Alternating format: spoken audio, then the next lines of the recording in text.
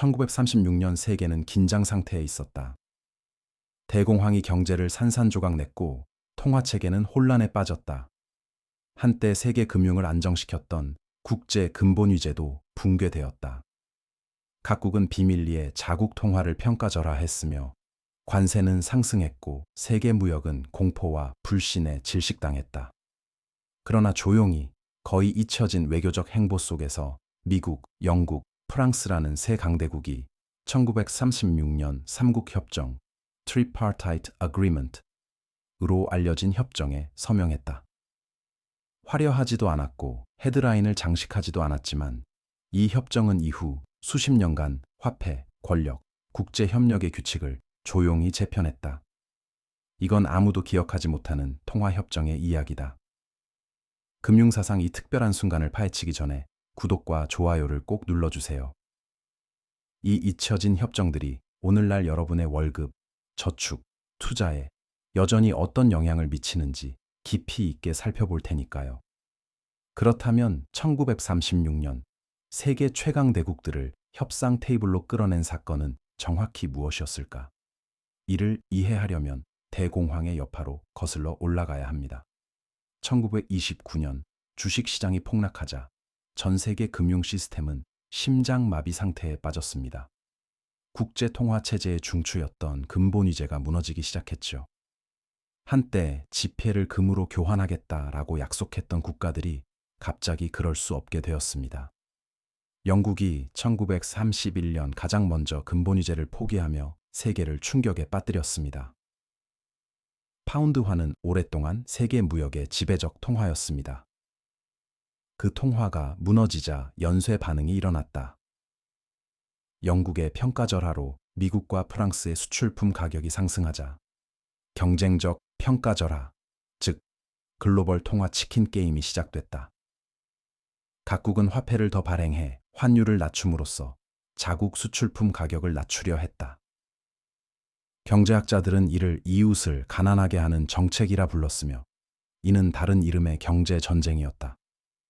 프랭클린 D. 루스벨트 행정부의 미국은 이미 과감한 조치를 취한 상태였다.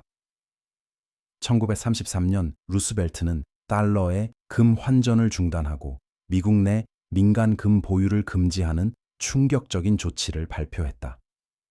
이로써 정부는 통화 공급을 완전히 통제하게 되었고 근본위제의 디플레이션적 족쇄에서 벗어날 수 있었다. 1934년에는 공식적으로 달러를 평가절하하여 금 가격을 온스당 2067달러에서 35달러로 인상했다. 이는 금을 보유한 다른 모든 국가들의 달러 준비금이 하룻밤 사이에 실질적으로 평가절하되었음을 의미했다. 프랑스와 영국은 격분했다. 한편 프랑스는 벨기에, 네덜란드, 스위스 등 근본위제를 고집하는 국가들로 구성된 이른바 골드 블록을 주도하고 있었다. 그들은 근본위제 고수가 경제 규율을 유지한다고 믿었다. 그러나 실제로는 성장과 교역을 억눌렀다. 달러와 파운드의 평가절하로 프랑스 수출품은 경쟁력을 완전히 상실했다. 공장이 문을 닫고 실업률이 치솟으며 정치적 불안이 커졌다. 1936년이 되자 긴장은 극에 달했다. 영국, 미국, 프랑스는 통화 전쟁을 계속하면 대공황만 심화될 것임을 깨달았다. 필요한 것은 휴전, 즉 경쟁적 평가절하를 중단하고 국제금융의 어느 정도 신뢰를 회복시키는 협정이었다. 바로 이때 삼국협정이 등장했다. 1936년 9월, 수개월간의 비밀 협상 끝에 영국, 프랑스, 미국 세 강대국은 주요 세계 통화를 효과적으로 안정화시키는 비공식적 구속력 없는 협정에 서명했다. 각국은 무역 우위를 위한 환율 조작을 피하고 주요 통화 정책 변경 전 상호 협의할 것을 약속했다. 이 협정은 조약도 아니었고 새로운 기관을 설립하지도 않았다. 강제 집행 장치도 벌금도 고정 환율에 대한 공식 발표도 없었습니다. 재무장관들 간의 신사협정 셴시 예딩으로 전적으로 상호 신뢰와 정치적 의지에 기반한 것이었습니다. 그러나 단순함에도 불구하고 삼국협정은 중대한 전환점이 되었습니다. 근본위제 붕괴 이후 처음으로 주요 강대국들이 혼란을 방지하기 위해 통화 정책을 조율한 것이었습니다. 미국 달러, 영국 파운드, 프랑스 프랑은 글로벌 통화 체제의 실질적 앵커가 되었다. 근본 유제는 복원되지 않았으나 금 환금성과 현대적 법정 통화의 유연성을 결합한 관리 통화 체제가 등장했다. 이 협정은 배경에는 전략적 움직임도 있었다. 루즈벨트 행정부는 달러가 회복을 뒷받침할 만큼 강력하면서도 유연성을 유지하기를 원했다. 제국 금융 지배력 상실로 여전히 고전하던 영국은 협력이 완전한 붕괴를 피할 유일한 길이라고 보았다. 정치적 혼란으로 타격을 입은 프랑스는 고립이 더 이상 지속 불가능하다는 점을 깨닫고 마지못해 참여했다. 이 협정의 핵심 인물 중 한 명은 미국 재무장관 헨리 모건소 주니어였다. 그는 통화 협력이 또 다른 세계적 불황을 막을 수 있다고 믿었다. 모건소는 영국의 내각장관 네빌 체인벌린, 프랑스 재무장관 빈센트 오랄과 긴밀히 협력하며 섬세한 균형을 구축했다. 각국은 자국 환율을 관리할 수 있으나 이를 경제적 무기로 사용해서는 안 된다는 조건이었다. 이 삼국 협정은 즉시 외환 시장을 안정시켰다. 프랑스의 금 유출 속도가 둔화되었고 삼국 간 무역은 안정되기 시작했으며 신중하게 신뢰가 회복되었다. 투자자들은 이 협정을 통화 혼란의 최악이 마침내 끝났다는 신호로 받아들였다. 그러나 여기 반전이 있다. 협정이 통화 안정을 목적으로 설계되었지만 동시에 미국 달러의 점진적 지배력을 조용히 공고히 했다는 점이다. 세계 최대 규모의 미국의 방대한 금 보유량은 약속을 신뢰성 있게 이행할 수 있는 영향력을 의미했다. 영국 파운드는 여전히 중요했지만 제국적 위상을 잃어가고 있었다. 그리고 금 비축 정책을 고수하던 프랑스는 점차 주변화되었다. 즉, 3자 협정은 단순히 통화 전쟁을 종식시킨 것이 아니라 새로운 위계 질서의 시작을 알렸다. 미국은 사실상 세계 금융의 리더가 되었다. 이 조용한 외교적 협상은 브레튼 우즈 체제 같은 전후 체제의 토대를 마련했다. 달러가 공식적으로 금을 대체해 글로벌 금융의 중심이 된 것이다. 아이러니하게도 대부분의 사람들, 심지어 경제학 전공 학생들조차 3자 협정에 대해 들어본 적이 없다. 브레튼 우즈 체제의 드라마틱함이나 닉슨의 1971년 근본 위제 충격 같은 대중적 스펙터클은 없었지만 두 통화 시대를 잇는 결정적 가교 역할을 했다.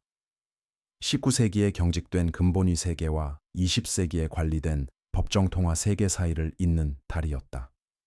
주요 강대국들 간 신뢰의 비공식적 동맹을 구축함으로써 금속이 아닌 통화 협력이 세계 경제를 지탱할 수 있다는 새로운 원칙을 제시했다. 취약했고 결국 일시적이었지만 금 보유량만이 아닌 정책을 통해 안정성을 달성할 수 있다는 중대한 사실을 입증했다. 삼국 협정 직후에는 신중한 낙관론이 퍼졌다.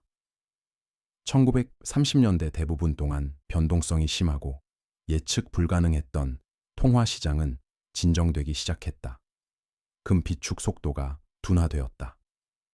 국가 통화를 버리고 실물 자산으로 도피하던 투자자들이 조심스럽게 돌아오기 시작했다. 파운드는 안정되었고 달러는 강세를 보였으며 프랑스 프랑은 여전히 압박을 받았지만 잠시 숨 돌릴 틈을 찾았다. 그러나 표면 아래에는 평온 속에 깊은 모순과 정치적 취약성이 자리 잡고 있었다. 이 협정은 훨씬 더 깊은 뿌리를 가진 경제 전쟁 속의 일시적 휴전에 불과했다. 증상은 해결했지만 병의 근원은 건드리지 못했다.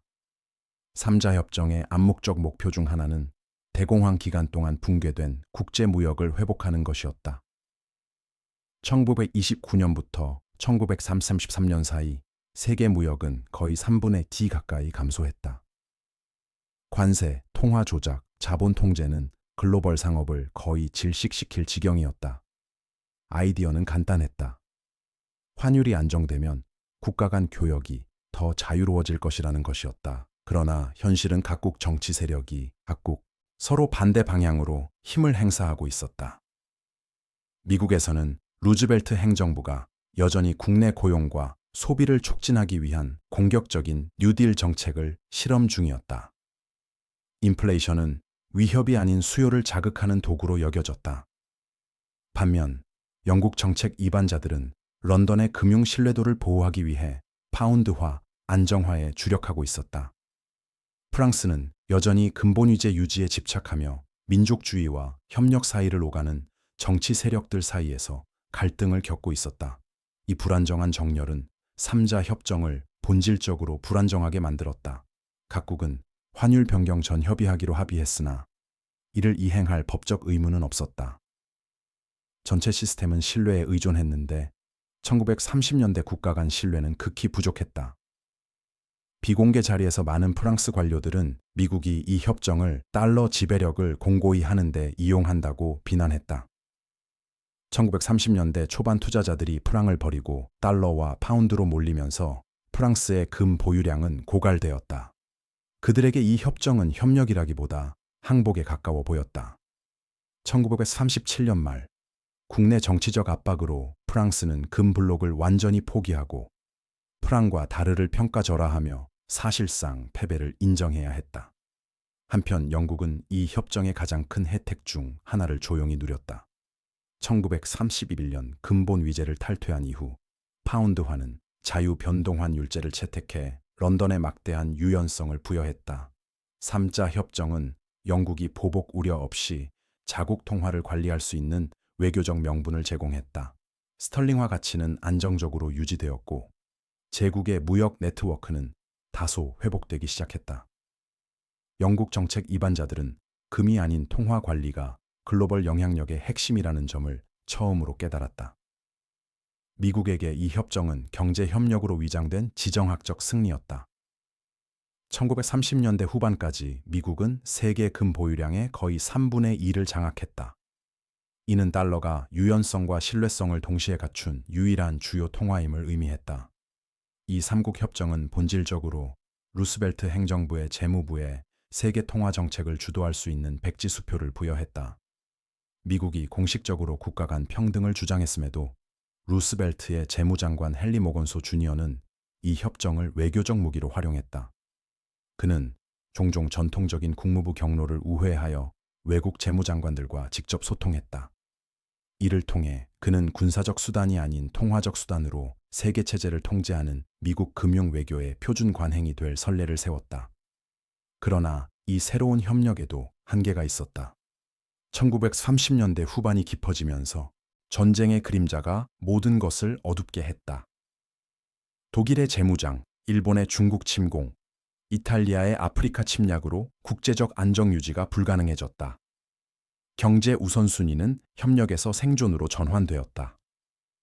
1939년 제2차 세계대전이 임박하자 삼국 협정은 사실상 사멸했다. 각국은 자국 정책으로 회귀했다. 영국은 자본 유출을 막기 위해 외환 통제를 도입했다. 1940년 독일의 침공을 받은 프랑스는 통화체제가 완전히 붕괴되었다. 미국은 1941년까지 공식적으로 중립을 유지했지만 전쟁 자금 조달을 준비하기 시작했다. 통화 조화를 위한 짧은 실험은 끝났다. 그러나 그 영향은 지속되었다. 협정이 전쟁을 견디지 못했음에도 중요한 선례를 남겼다. 글로벌 통화 협력은 가능할 뿐만 아니라 필수적이었다. 전쟁이 끝난 후 이 교훈은 1944년 브레튼우즈 체제 창설을 이끌었다. 브레튼우즈의 설계자 영국의 존 메이너드 케인즈와 미국의 해리 덱스터 화이트는 모두 3자 협정 모델에서 크게 차용했다. 그들은 세계가 또 다른 대공황을 피하려면 환율 조정, 정보 공유, 무역 흐름 안정화를 위한 메커니즘이 필요하다는 점을 이해했다.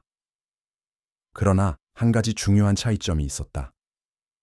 3자 협정이 비공식적이며 신뢰에 기반한 것이었던 반면 브레튼우즈 체제는 규칙을 시행하고 금융 안정을 제공하기 위한 공식 기관인 국제통화기금 IMF과 세계은행을 창설했다. 어떤 의미에서 1936년 협정은 전후 통화 질서의 시초였다. 무엇이 통하고 무엇이 통하지 않는지를 보여주었다. 3자 협정의 또 다른 유사는 정책 이반자들 사이에서 일어난 심리적 전환이었다. 이는 국가들이 직접적인 금 환율 없이도 통화 가치를 관리할 수 있음을 깨달은 순간을 의미했다. 근본위제는 금의 고정 가격을 유지하기 위해 정부로 하여금 경제를 위축시키도록 강요하는 족쇄와 같았다. 삼자 협정은 이러한 고통스러운 희생 없이도 조율되고 유연한 접근이 안정을 가져올 수 있음을 입증했다. 물론 이러한 유연성에는 인플레이션이라는 대가가 따랐다. 정부들이 즉각적인 재앙 없이도 화폐를 발행할 수 있다는 사실을 깨닫자 그 유혹은 거부하기 어려워졌다. 여러 측면에서 삼국협정은 관리형 인플레이션, 중앙은행의 지배력, 금융 조작이 만연한 현대의 문을 열었다. 이는 일부 경제학자들이 법정 통화 실험이라 부르는 것의 시작이었다. 오늘날까지 계속되고 있는 실험이다. 이 협정은 또한 세계 경제에서 권력이 군대나 제국에서만 비롯되는 것은 아니라는 흥미로운 진실을 드러냈다. 때로는 화폐 규칙을 누가 통제하느냐에 달려 있다. 1936년 미국은 조용히 그 규칙을 작성하기 시작했다. 이후 달러를 세계 금융 시스템의 중심에 세울 규칙들이다. 삼자 협정은 종종 간과되지만 그 영향력은 깊다. 이 협정은 정부들에게 금융 외교가 전쟁으로는 달성할 수 없는 것을 이룰 수 있음을 가르쳤다. 경쟁국들 사이에서도 평화적 협력이 가능하다는 것을, 화폐가 단순한 부의 상징이 아닌 협상의 도구가 될 수 있음을 증명했다. 세계가 다시 전쟁의 소용돌이에 빠졌을 때 글로벌 통화 관리의 청사진은 이미 존재했다. 재무부들의 조용한 복도에 숨겨져 있었고 절망 속에서 탄생했으며 조약이 아닌 악수와 신뢰로 굳건히 다져졌다. 삼자 협정은 세계적 갈등을 막는 데는 실패했을지 몰라도 국가들이 화폐와 권력, 조정에 대해 어떻게 생각하는지를 형성하는 데는 성공했다. 이는 대공황의 혼란과 전후 금융체제의 질서를 잇는 보이지 않는 달이었다. 오늘날 1936년 삼자 협정은 학계 밖에서는 거의 언급되지 않는다. 그러나 그 흔적은 우리가 살고 있는 금융 세계 곳곳에 남아있다. 그 이유를 진정으로 이해하려면 이 협정이 남긴 더 깊은 유산을 살펴봐야 한다. 단순히 경제 정책 차원이 아니라 국가들이 화폐 자체에 대한 통제권을 어떻게 인식하는지에 대한 유산이다. 역설부터 살펴보자. 이 협정은 세계 통화 안정화를 목표로 했지만 실제로는 통화가 전략적 불안정성을 지닐 수 있는 세계의 씨앗을 심었다. 단순한 가치 반영체가 아닌 국가 정책의 도구로 활용되는 세계 말이다. 1936년 이전 정부는 대체로 근본 위제의 종속자였다. 이후 그들은 환율의 설계자가 되었다. 이 삼자 협정은 통화 관리가 유연하고 협상 가능하며 무엇보다 정치적일 수 있다는 개념을 정착시켰다. 불과 10년도 채 지나지 않아 전쟁이 끝났을 때 그 사고방식은 새로운 세계 질서를 규정했다. 1944년 브레튼우즈 체제는 삼자 협정의 교훈을 크게 차용했다. 근본 위제의 경직성과 완전한 통화 자유 사이의 절충간으로 고정적이면서도 조정 가능한 환율을 창출함으로써 1930년대의 경제적 혼란을 방지하는 것이 목표였다. 브레튼우즈 체제에서 미국 달러는 금으로 교환 가능한 앵커 통화가 되었고 다른 통화들은 달러에 연동되었다. 이는 중앙 집권화를 통한 안정성이었으며 삼국 동맹이 꿈꾸기만 했던 것이었다. 두 체제의 논리는 유사했다. 협력은 붕괴를 막을 수 있다는 것이었다. 그러나 삼국 협정이 신뢰에 의존한 반면 브레튼우즈는 구조에 의존했다. IMF 같은 기관들은 과거 뒷방 외교를 공식화했다. 재무장관들 사이의 비밀 서신 교환 대신 국가들은 이제 공식적인 조정 및 협상 채널을 갖게 되었다. 본질적으로 1936년의 비공식 동맹은 20세기 공식적인 글로벌 질서로 진화했다. 그럼에도 삼국 협정의 정신, 즉 통화에 대한 조용한 전략적 관리는 사라지지 않았다. 그 여파는 이후 모든 주요 통화 조정에서 찾아볼 수 있다. 1985년 달러 약세를 유도하기 위해 개입한 플라자 합의, 1987년 달러의 과도한 하락을 막기 위해 재차 개입한 루브르 합의, 심지어 현대의 G7이나 G20 회의에서 재무장관들이 비공개로 위기 대응을 조율하는 모습까지. 이 모든 순간들의 근원은 1936년 협정으로 거슬러 올라간다. 대공황을 극복하려는 국가들 간의 몇 장의 송을시 합의서였지만 이 3자 협정은 정책을 넘어 철학적 유산도 남겼다. 화폐가 중립적이지 않다는 인식이다. 1930년대 이전까지 대다수는 통화를 수동적인 가치 저장 수단으로 보았다. 정부가 책임감 있게 관리하지만 조작하지 않는 대상이었다. 삼국협정은 이를 영원히 바꿔놓았다. 화폐가 정책의 능동적 수단으로 활용될 수 있음을, 무역과 고용, 심지어 지정학까지 좌우하는 도구로 쓰일 수 있음을 분명히 했다. 이 전환은 엄청난 결과를 낳았다. 화폐가 정책 도구로 전락하자 정부는 전례 없는 권력을 얻었지만 동시에 새로운 유혹에도 직면했다.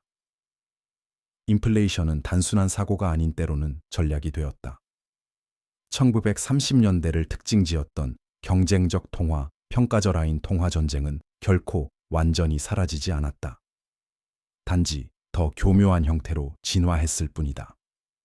금리 조정, 양적 완화, 중앙은행의 대차 대조표 조작 등이 그것이다. 정치 위에 있는 기술 관료로 종종 묘사되는 현대 중앙은행가는 사실 3자 협정 철학의 직계 후예이다. 그들의 진정한 역할은 국가적 목표를 추구하면서도 글로벌 안정성의 환상을 유지하기 위해 때로는 은밀하게, 때로는 공개적으로 조율하는 것이다. 연방준비제도 (FED), 유럽중앙은행 (ECB), 일본은행 (BOJ), 유동성 스왑이나 금리 동조화를 조율할 때 그들은 3자 협정의 교본을 새 세기에 재현하고 있는 셈이다. 1936년 협정의 또 다른 중요한 유산은 화폐 통제가 서사 통제와 동일하다는 깨달음이었다. 대공황 당시 통화 붕괴는 자본주의 자체의 실패로 인식되었다.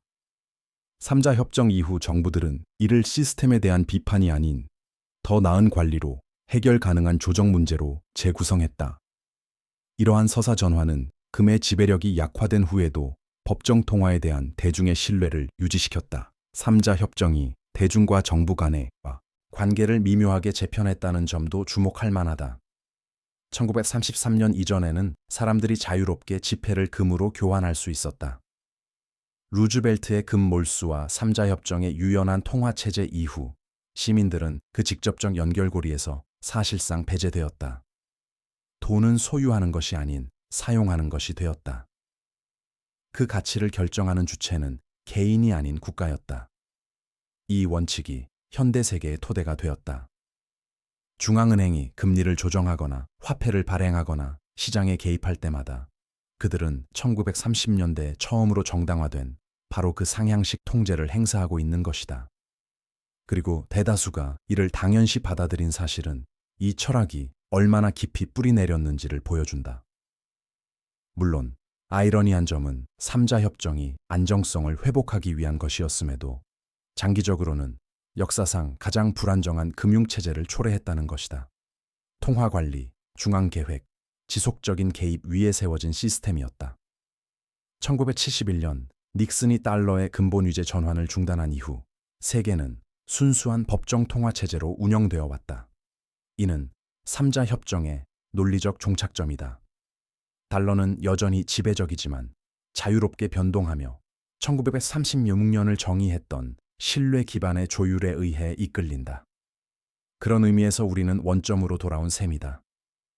루즈벨트, 체인벌린, 블룸을 협상 테이블로 이끌었던 동일한 역학, 경쟁적 평가절하, 인플레이션 우려, 자본 유출, 이 오늘날에도 살아있다.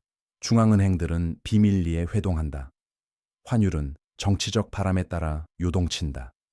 국가들은 붕괴를 피하기 위해 협력하지만 우위를 차지하기 위해 경쟁한다. 차이점은 지금의 위험 부담이 훨씬 크다는 점이다. 1936년 글로벌 금융 규모는 수십억 단위였으나 오늘날은 수백조 단위다. 유로 체제부터 달러로 이루어지는 글로벌 무역에 이르기까지 모든 것의 기반에는 여전히 취약한 구조와 진정한 의지 없는 협력이 깔려 있다. 삼자 협정은 경제사 속 어두운 각주처럼 보일지 모르나 그 정신은 결코 사라지지 않았다. 이는 세계가 화폐가 단순히 측정되는 것이 아니라 관리될 수 있음을 깨달은 순간이었고 그 깨달음이 모든 것을 바꿔놓았다. 현대의 복잡성, 화면, 차트, 전문 용어를 걷어내면 그 아래엔 똑같은 인간의 이야기가 드러난다. 공포, 권력, 그리고 안정을 향한 필사적인 탐색. 1936년 세 나라는 금보다 서로의 약속을 신뢰하기로 결정했다. 거의 한 세기 후인 지금 전 세계는 여전히 그 취약한 믿음 위에 서 있다. 따라서 중앙은행 간 협조나 통화 개입에 관한 소식을 접할 때마다 이 점을 기억하라. 모든 것은 절망 속에서 체결된 비밀 협정에서 시작되었다. 돈을 길들이려 했던 그 협정은 결국 돈의 본질 자체를 영원히 바꿔놓았습니다. 삼국 협정 이후 세상은 돈과 주권, 경제 자유의 본질 자체를 재정의할 길에 무심코 발을 들여놓았습니다. 붕괴하는 통화를 위한 긴급 처방으로 시작된 것이 관리된 조작의 영구적 체제로 진화한 것입니다. 모든 중앙은행, 모든 통화, 모든 자유시장 가격이 궁극적으로 조용한 조정에 종속되는 세상으로 말이죠. 1936년 협정은 불안정을 종식시킬 예정이었으나 오히려 통화정책이라는 새 이름 아래 이를 제도화했다. 이 철학이 세계 경제에 얼마나 깊이 뿌리 내렸는지 이해하려면 삼자 협정 시대 이후의 흐름을 추적해보자. 제2차 세계대전은 기존의 균형을 산산조각냈다. 전쟁이 끝났을 때 승전국들은 루즈벨트, 블룸, 체인벌린이 고심했던 바로 그 질문에 직면했다. 통화 가치를 누가 통제할 것인가? 브레튼 우즈가 그 해답이었다. 삼자 협정의 협력 모델을 공식화한 대규모 버전이었다. 그러나 1936년과 달리 이번에는 명확한 주도국인 미국이 있었다. 달러는 글로벌 금융의 닻이 되었다. 금과 동등한 가치를 지녔으며 모든 주요 통화가 달러에 연동되었다. 그러나 그 안정성 아래에는 여전히 제약 대신 협력이 가능하다는 취약한 원칙이 깔려 있었다. 근본 위제는 더 이상 법이 아니었다. 신뢰와 미국의 지배력으로 유지되는 약속에 불과했다. 삼국 동맹을 묶어두었던 동일한 메커니즘, 즉 상호 보증과 조용한 비공식 협조가 전후 통화 질서의 기반이 되었다. 그러나 문제는 여기 있었다. 약속은 그 배후의 신념만큼만 가치가 있다. 1960년대 후반에 이르러 미국은 금으로 상환할 수 있는 양보다 훨씬 많은 달러를 발행하고 지출했다. 외국들은 상환을 요구하기 시작했는데 이는 삼국 협정이 막으려 했던 바로 그 시나리오였다. 샤를 드골이 이끄는 프랑스는 미국의 허세를 폭로하며 유명하게도 지폐 대신 금을 요구했다. 미국의 대응은 닉슨의 1971년 금 환정지 조치였다. 이 조치로 달러는 순수한 법정 통화가 되었다. 이 결정은 삼국 협정의 유산이 진정으로 정점에 달했음을 알리는 것이었다. 이제 화폐는 공식적으로 중앙당국이 전적으로 관리하는 정치적 도구로 전락했으며 물리적 현실과의 연결고리는 완전히 끊어졌다. 정책과 조작의 경계는 사라졌다. 1936년 협정을 이끈 논리, 즉 정부가 시장 스스로가 관리하는 것보다 시장을 더 잘 관리할 수 있다는 생각이 승리했다. 그 순간부터 세계는 화폐 추상화에 새 시대에 접어들었다. 가치 그 자체의 개념이 탄력적으로 변했다. 한때 실패로 여겨졌던 인플레이션은 도구로 재정의되었다. 금리는 경제전쟁의 새로운 무기가 되었다. 한때 안정의 겸손한 수호자였던 중앙은행들은 불투명한 모델과 암호화된 언어로 몇 마디 말로 수조 달러를 움직이는 세계 경제의 최고 사제들이 되었다. 중앙은행이 개입할 때마다 본질적으로 삼자 논리를 재현하며 자연적으로 존재하지 않는 안정을 유지하기 위해 환율을 조작한다. 일본이 수출 증대를 위해 엔화를 약세로 유도하거나 유럽 중앙은행이 유로 보호를 위해 정책을 조정하거나 연방준비제도가 월가를 구하기 위해 금리를 인하할 때 이는 동일한 협력적 왜곡 패턴이다. 독립적 정책이라는 환상은 배후의 지속적인 조율로 유지된다. 이 체제의 결과는 심오하다. 금 유동, 무역 적자, 자본 유출 등 불균형을 자연적으로 교정하던 메커니즘은 정치적 결정으로 대체되었다. 이는 위기가 더 이상 시스템을 정화하지 않음을 의미한다. 위기는 시스템 내부에서 누적된다. 모든 구제, 모든 개입, 모든 구제 금융은 부담을 시간적으로 전가할 뿐이며 결국 더 크고 위험한 결산을 초래한다. 삼자협정 설계자들은 이런 결과를 상상하지 못했다. 그들은 시장을 지배하려는 것이 아니라 진정시키려 했다. 그러나 정부가 통화를 조작할 수 있고 또 그래야 한다는 선례를 세움으로써 그들은 통화 통제를 영구화하는 틀을 마련했다. 비상사태로 시작된 것이 현대 경제학의 기초가 된 것이다. 아이러니하게도 우리는 이를 안정성이라 부른다. 물가 안정, 통화 완화, 중앙은행 유동성 공급 같은 표현을 들을 때 실제로 들리는 것은 1936년의 메아리, 통제라는 환상을 유지하기 위한 개입을 암시하는 암호화된 언어다.